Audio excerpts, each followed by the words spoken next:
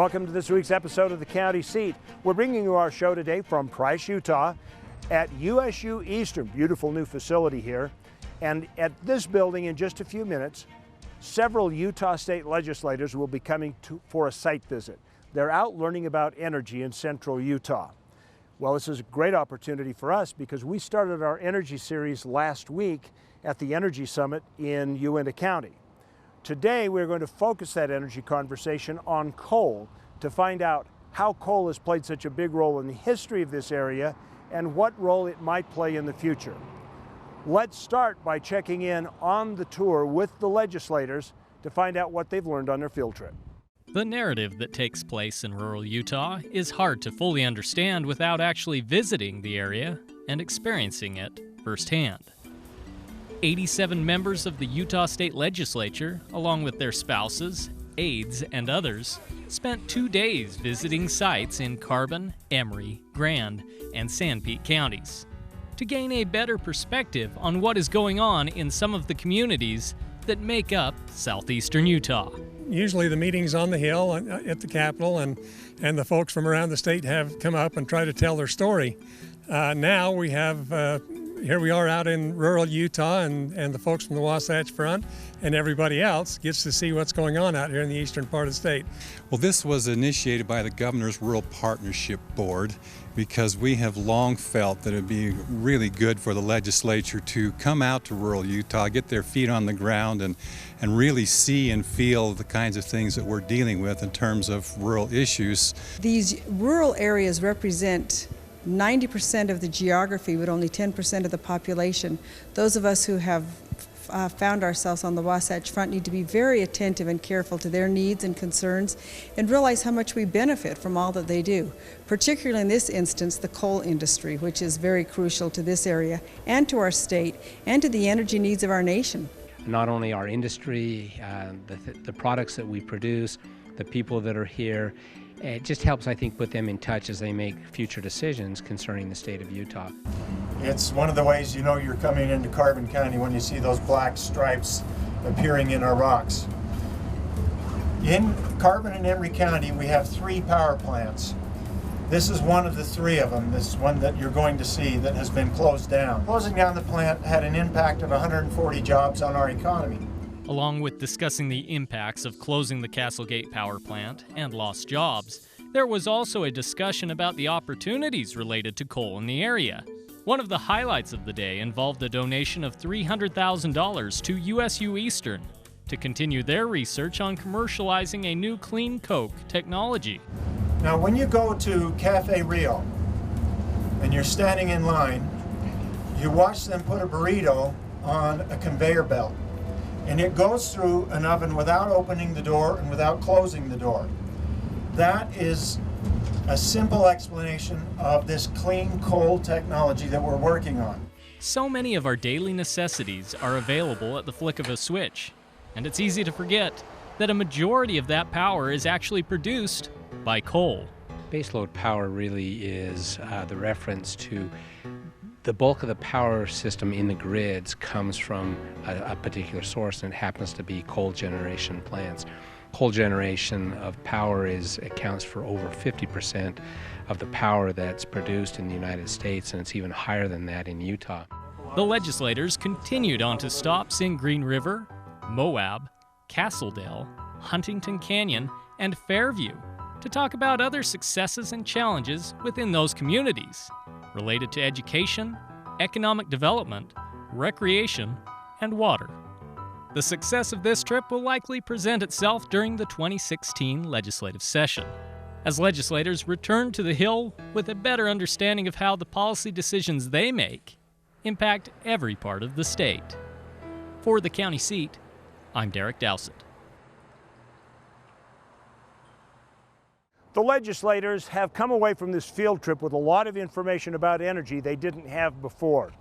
We are going to share that information with you when we come back to the county seat here at USU Eastern in Price. We'll be back after this commercial break with the keynote speaker at this event. What would you do with an extra day in Utah Valley? Explore the Wasatch Mountains? Snap a family photo at Bridal Veil Falls. Cool off on Utah Lake or the Provo River.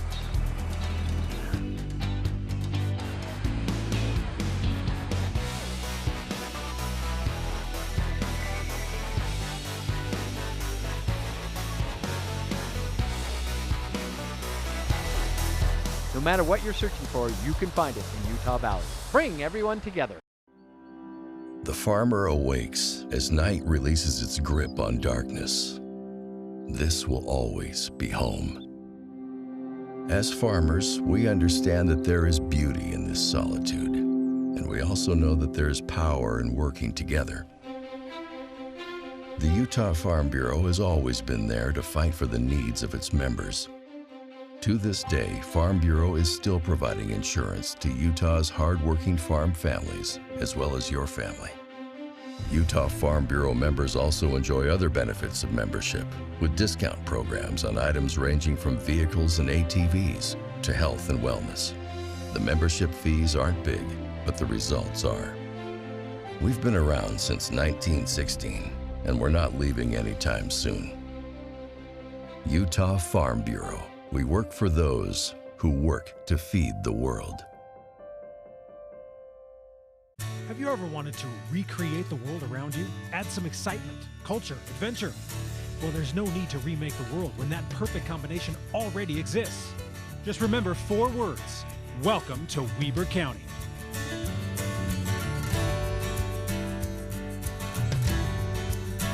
In Ogden, you'll find everything you're looking for, from the top of Powder Mountain to the restaurants of our revitalized downtown.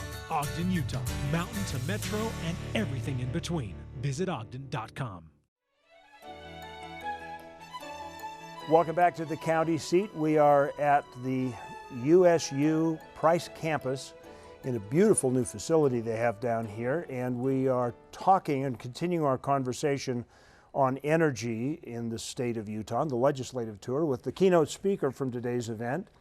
We have John Siegel here, who is the executive chairman of Bowie Resources Limited Partnership. Is that correct? Bowie Resources Partner. Did you just elevate me above the lieutenant governor as keynote? That's pretty cool. I like that. Well, you had a very good message today. Indeed. And we do want to talk about coal, because it has been, even in a state that's been very friendly to coal and relied on it, it's been getting kind of a bad rap, even locally. If you were to encounter a guy walking down the street, what do you think the biggest misperception he would have of what coal is like in its use today?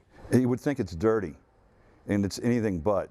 So as an industry, we've done a great job in the last 30 years of cleaning up this abundant supply of fuel. We've cleaned up with the Clean Air Act amendments SO2 by using very low sulfur coal like we're blessed to have in this great state, but also by using scrubbers, precipitators, which are exit gas technologies, kind of scrub the sulfur dioxide out of the flue gas. And that's as technical as I'm going to get. But SO2 is associated normally with acid rain. So as an industry, we've done a wonderful job of eliminating, with the Clean Air Act amendments, the problems associated with burning coal and SO2 or acid rain. And secondly, there's what NOx, oxides of nitrogen, that are normally correlated with summer ozone. And the NOx regulations were also promulgated, and are promulgated properly by Congress, I might add, enforced by the EPA. And the mitigation program involves a technology called SCR, selective catalytic reduction, and like scrubbers, brings NOx down to compliant levels. So that you can truthfully say now that in 2014 we burned about 3.5 times more coal in this country as we did in 1970, and emitted about 98% less pollutants. Coal's not dirty. The notion that if you live near a power plant that you could ingest coal dust, or that it could worsen asthma, or that it could, you'll be able to see it on your car and you can write your name. That's all complete bunk. It's nonsense. Coal has been really cleaned up. What we're battling today in terms of the cleanliness or the ability to use this abundant resource cleanly is the idea of carbon dioxide, CO2, which is not a toxic, visible particulate in the air. As a matter of fact, you would be polluting right now. I just saw you exhale. That's exactly the point.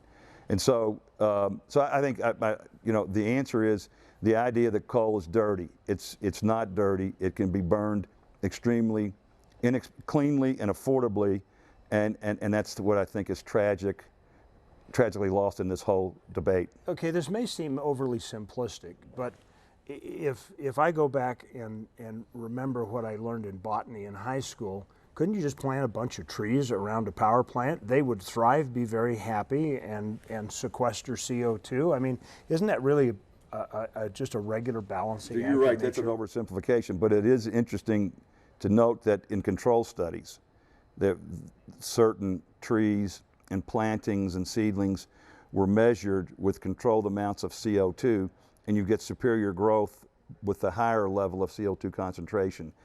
The idea of carbon sequestration is one that's tough. It's very expensive, but in my opinion, it completely misses the point. The point is that less than 3% of the CO2 that's in the atmosphere is anthropogenic, made by man. So if carbon sequestration or anything else, any other multi-billion-dollar project that may be offered or actually brought to fruition notwithstanding, if you could tomorrow wave a magic wand and eliminate all man-made CO2, you would take the CO2 level in the atmosphere, therefore the planet, you would take the planet back to where it was in 2011. That's incredible, isn't it? That means all of this debate, all of this furor over climate change and what man is doing to accelerate global warming or climate change makes no real linear sense to me. So the claim is that we're just producing way too much carbon dioxide. How does that account for it? I mean, I know there's science behind it, but it's really hard for the guy on the street. He'll hear a group claim that polar bears are going to have to swim for their lives and all this stuff, and we got to do all this carbon sequestration, we got to sell credits, we got to tax everybody for it. Where does that science come from? I mean, you quoted some statistics here. Obviously, there's a place somebody can go to look at this stuff. Yeah, there are all sorts of websites, even governmental websites, and I would recommend, and I'm not, really plugging any kind of product here, but there's a bright young author named Alex Epstein who's written a book called The Moral Case for Fossil Fuels, and it's replete with scientific data, and the bibliography is very thorough, so that you're going to find out where this information comes from. But let me just point out a couple of things that I know to be true. One, that CO2 levels in the atmosphere have increased, and man-made CO2 levels in the atmosphere have increased.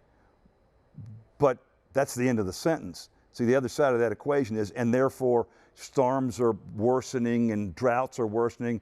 I mean, the notion that you could take a snapshot of a 1 year or 10 year or even 30-year period and determine the actual climate change component at work there, I think is completely disingenuous. And so as I said to you earlier, I think there's something else at work here. There's another agenda here where the so-called environmentalists, I don't consider them environmentalists, I consider myself an environmentalist, have the high-paying jobs and get the monies from the high-moneyed elite to continue to talk about global warming and climate change and attack us and our industry. And those who are doing the attacking, as I said earlier, they're like bomber pilots. And they fly over villages and drop bombs when they kill projects and leases and ultimately destroy jobs. They don't have to be on the ground and see the tens of thousands of jobs lost, the tens of thousands of lives altered for the worse, and all in the process of perpetuating disinformation and not sufficiently baked scientific conclusions. So, in a short 1 minute prelude to what we'll talk about when we come back after our commercial break, are you optimistic about? I mean, coal has come this far in 30 years, and most of the rest of us are unaware of it. Are you optimistic about how much that last little gap is to make it as clean as, say, I'm completely wind power? sanguine. I'm really optimistic. Global coal consumption is increasing. In the U.S., we're challenged, but new power plants are being built in Asia, in China, in India, in Vietnam daily to use the world's most abundant resource. We have 3,000 years of coal, and we have the technology to burn it cleanly. And that's what I'm optimistic about. So yeah, I think the narrative is beginning to shift. Good. Well, it's a perfect place to take a break. We'll come back and we'll talk about some of the other optimism and the political side of coal when we come back on the county seat. Stay with us. There is a place where the desert comes alive, where rain breaks forth from solid stone and gardens spring from blistered rock. There is a place with enough color to make a rainbow jealous, where boulders are bigger than buildings and cliffs are higher than clouds. There is a place that will straighten your step, tighten your grip, widen your eyes, and open your jaw. There is a place. When you buy Utah made and grown. I'm a Utah's own vegetable grower. I care about the foods I produce. Because when it comes to quality local foods, I understand the importance of Utah grown and raised. The jobs that we enjoy are vital because Utah's own supports our communities. As a consumer, I look for Utah's own products because Utah's own is good for me and it's good for Utah. Keep it here at home, Utah's own. Sevier County is perfect. The brand new fairgrounds facility includes a large meeting hall, breakout rooms, and a perfect kitchen facility to feed just a few or hundreds. The county also boasts the Sevier Valley Center on the campus of Snow College Richfield. This facility includes an arena and numerous breakout rooms that can be used for any type of meeting, conference, or event. When planning your next meeting or conference, consider placing it in the center of it all, Sevier County. Kanab, base camp for your southern Utah adventures.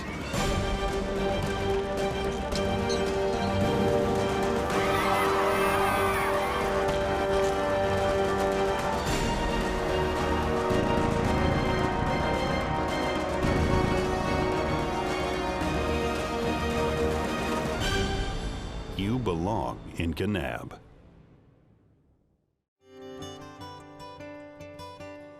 Welcome back to the county seat. We are talking to John Siegel from BRP, and we're talking about coal energy in Utah. You've obviously been so optimistic. You've invested heavily into coal and its future here in Utah by buying 3 companies. There seems to be, even for people who are supportive of coal in the political arena, they're supportive in almost an apologetic way. And you kind of hear it when we're saying, well, we still have to rely on coal but you see that picture differently. I think that I do, and I think I think we as an industry are missing the point, missing an opportunity to put our best foot forward and begin to try to, change people's perceptions or not continue to allow disinformation to be so pervasive. And I think politicians, look, it's tough to get into the weeds on every issue with which they have to deal, even though this is I'll grant you, a huge issue and a macro issue. And I have my own frustrations about certain politicians whom I've supported who have taken the approach of saying, okay, let's assume climate change is indeed anthropogenetically generated. Well, I want to stop there. I think that's the wrong assumption. So I think, we try to teach our children to be inquisitive. Don't take the first thing you hear as gospel. If you read something someplace, that doesn't mean it's true. Think about it yourself. I told you earlier the Thomas Edison quote that I love, there's no expedient to which the average mind won't go to avoid the hard labor of thinking. I think too many of our politicians don't want to work hard enough to think issues through, to get into the weeds and really understand the details. And I think if they were to challenge these assumptions that are being made, by the way, by some of the same scientists who in the 1970s said we're approaching an ice age. These are the same guys. Yeah, I know. Or people who in 1980 talked about by the year 2000, the UK will be a feckless chain of uninhabitable islands, or that by 2005, Manhattan will not have a shoreline or Miami Beach. Those are the same guys that these other folks are listening to. I think politicians no matter at what level, the local, federal, state, county, have an obligation to get themselves informed, to use their brain to be sure before they, jump on a wagon that could have such devastating results as the one that I think is headed toward us right now. A lot of jobs have been lost with the pressure on coal, not just in Carbon and Emery counties, but in different places. I lived for a number of years back in Pennsylvania, and that's big coal country back there. And there's always somebody saying, well, that's an antique job. We don't have blacksmiths anymore because we don't need them anymore. And so that's their argument about coal. Today they're saying, well, we should be a tourism state. What are your thoughts on that? You could not get a tourist into the state if you couldn't turn lights in the cabin on. You have to have power. One of the great things about Utah is you have really inexpensive power. So you're able to attract industry, new high-tech industry, because people can set up offices and avail themselves of inexpensive energy. Obviously, manufacturing jobs really require a lot of energy. And take a look at the state of California. Their energy policy is, they might as well have a sign that says, do not bring your business here. We don't want new business. We don't want growth. We don't want additional jobs. Go away. We want really high electricity bills. So let's push these jobs elsewhere. I mean, you got to have electricity. You got to have power before you can have any kind of industry, whether it's tourism or making microchips. There's a parallel here. You talk about base load power when you're talking about coal. And is there a parallel in baseload wage earning or baseload income that you might make a parallel there? You heard Commissioner Potter say earlier today that how much baseload power it takes to create the opportunity for solar or wind or renewables. That coal not only has to provide the reliable, something like coal, fossil fuels, reliable, affordable energy, but the raw materials that come from from coal to make the products that enable you to have the other renewable products. I didn't hit your question, but I'll get it. Well, that's right. We'll actually catch that right after a break. We're going to take a commercial break. We'll be right back with the county seat with our continuing conversation on the future of coal in Utah.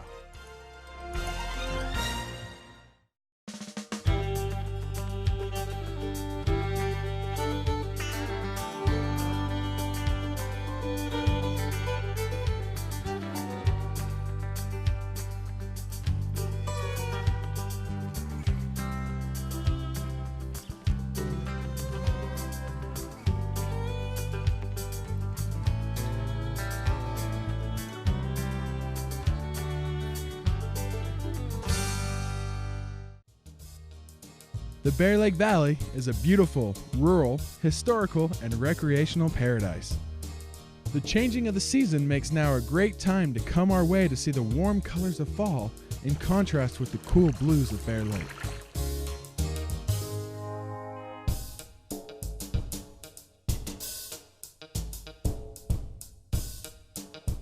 Visit us in the Bear Lake Valley. Come for the ride, stay for the adventure. The weekends just never feel like they're long enough. By the time you get to a destination, you're worn out and you may need a vacation to recover from your last vacation. The solution is closer than you think, and that's just what you need. You can find the desert at Little Sahara, the cool refreshment of Yuba Lake, escape to the green of the forest on the Nebo Loop. Make your escape to Juab County. It'll change your family forever. There are a couple great things about the Uinta Basin. One is it's still small, it's community. That makes you feel like when you go somewhere, you know everybody. When you know your neighbor knows you, and you can trust each other. People look out for one another. I grew up in the Uinta Basin, and I think that it's a good place to raise a family. So we packed up our 3 kids, and here we came to Uinta County, and what a great place it was. It's not too big, it's not too small. And it has a lot to offer that you just don't get in the big city anymore.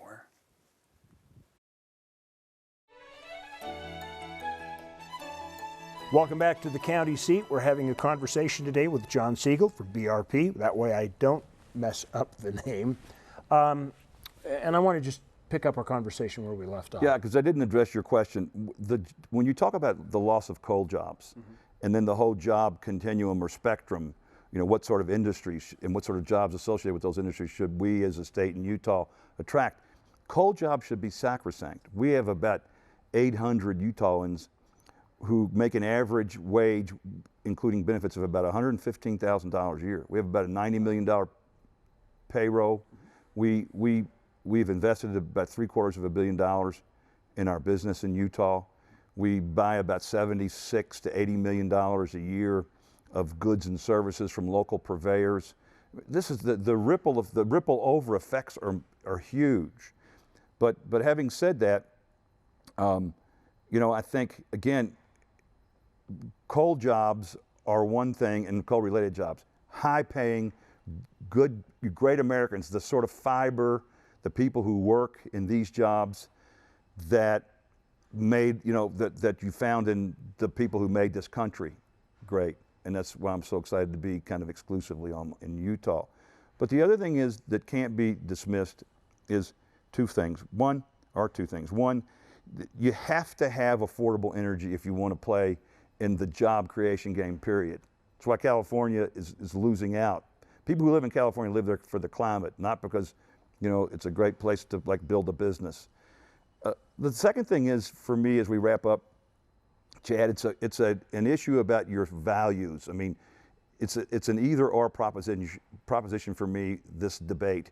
You either value human life and the quality of human life, or you value some imprint or lack thereof on the planet such that having the less imprint human beings could have, the better. And by the way, that might even be a positive impact, but that's not the point. No impact on the planet as your value core, or human condition, human life as your value core. And what is undeniable and immutable is that power generation is directly proportionate and correlated to longevity of life and quality of life, meaning access to power, access to electricity is directly related to, and the cost of that electricity, to your ability to earn wages and the acceleration of those wage benefits, you know, over time. So it's just, so for me, a black or white issue, and I hope that the narrative, as I said earlier, is beginning to shift toward the truth. I would like to invite you back at some other time. We have run out of time for our program today. Thank you very much for joining us. We thank you for inviting us into your home. If you'd like to find out a little bit more information about our program, The County Seat, go to our website. You can share this broadcast with your friends, thecountyseat.tv, and at that place you will find a way to connect to us on Facebook, through social media. We would love your comments and response. We like hearing back from the audience. We'll look for you once again next week on The County Seat. Always remember, local government is where your life happens. Be involved in the process, and we'll see you next week. If you like this video, then we invite you to subscribe to our channel, The County Seat. You can do that here. And we invite you to share with your friends. We also invite you to get all the latest up-to-date information by following us on our social media channels. And if all else fails, make sure that you watch The County Seat Sunday morning at 8:30 right here on ABC4.